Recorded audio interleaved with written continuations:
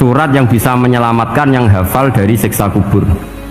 Pokoknya singkat cerita, ada orang itu fasik, mungkin ya layak disiksa. Pas sampai disiksa malaikat, surat Tabarok muncul menjelma sebagai seseorang. Kalau kamu menyiksa orang ini berarti nyiksa saya. Terus kata malaikat, anti min kalamillah, ya rujuknya memang perempuan karena surah itu dari muannas karena ada taknya. Anti min kalamillah, kamu ini termasuk kalamullah. Wa ana akrahu musa'ataki, tentu aku nggak berani menyiksa kamu. Ya terus berdebat kata malaikat, ini orang nggak bener, ini orang fasik, saya harus mukuli dia. Kata surat Tabarok, sak fasik-fasiknya aku itu neng hati ini, kena nyiksa dekne nyiksa aku. Wahnya debat karena nggak ada mahkamah konstitusi.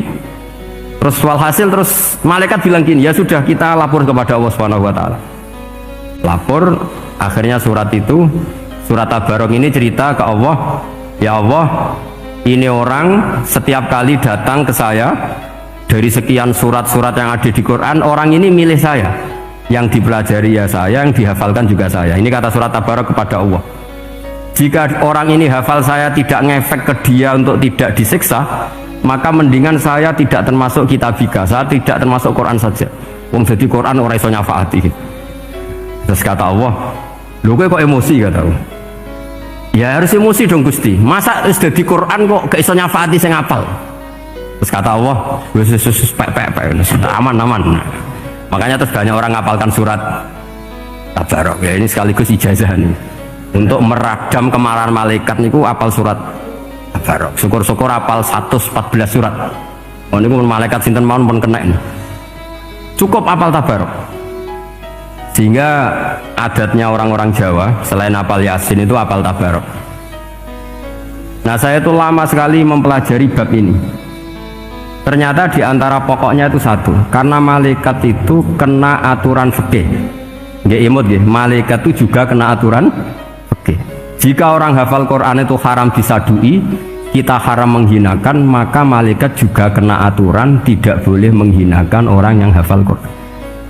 Dan alhamdulillah di banyak surahul hadis, hafal Quran itu maknanya tidak harus hafal semuanya. Orang boleh hanya hafal Tabarok, boleh hanya hafal Waqiah. Itu kalau kamu hafal betul, surat ini juga bisa berdiri sendiri mensyafaati Anda. Kayak ini surat Tabarok, beliau matur kepada Allah Subhanahu Wa Taala. Redaksinya gini, inna fulanan amida ilayya min baini kitabika fata'allamani wa ta'alani. Jadi dari sekian surat yang ada di Quran, orang ini selalu milih saya ya Allah. Jadi gampangannya surat Tabarok, wong saya diprioritaskan orang ini, kok saya dingin-dingin saja ketika mau jenengan siksa, ini enggak fair.